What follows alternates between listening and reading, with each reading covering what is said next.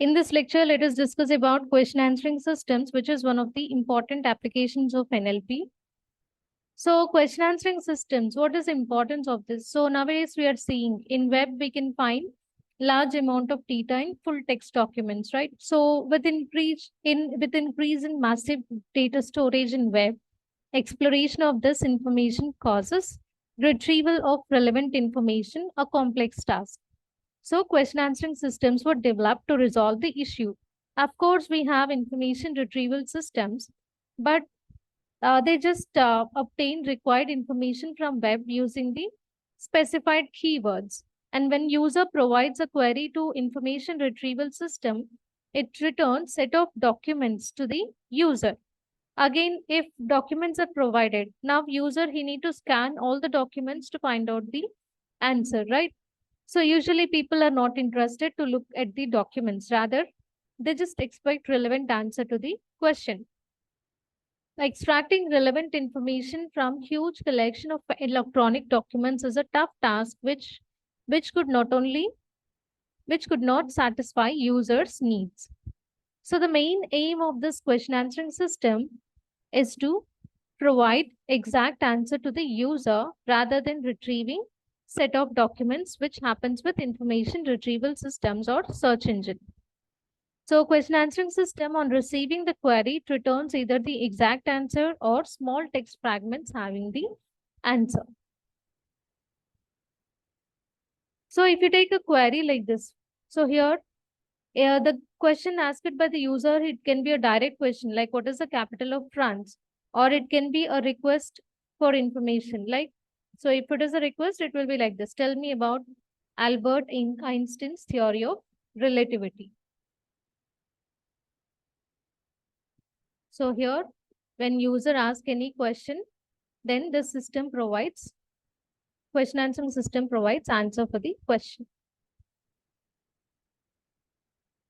So next, types of questions in question answering system. So there are different categories of questions, namely, we have factoid type questions and we have list type questions, hypothetical, confirmation, and casual. So let us see them one by one.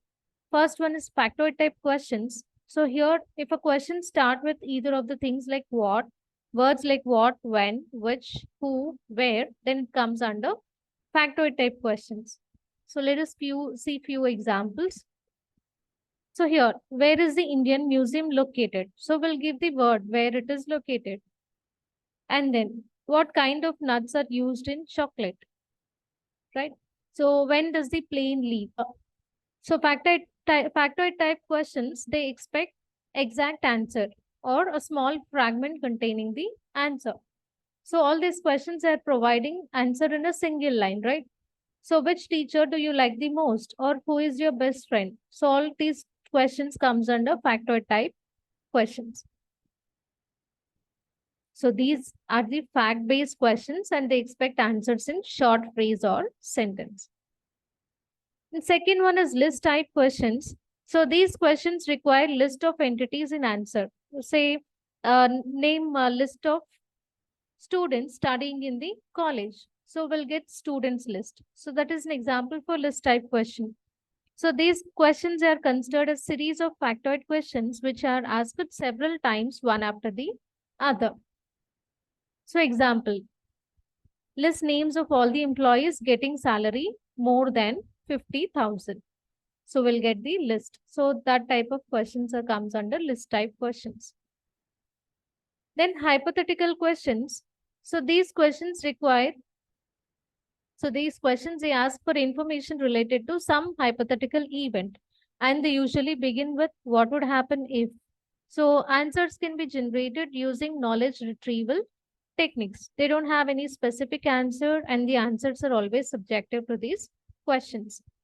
So it always begins with what would happen if. So what would happen if Earth stopped spinning? So this is a kind of hypothetical question. Next is a casual question. So which usually starts with how or why.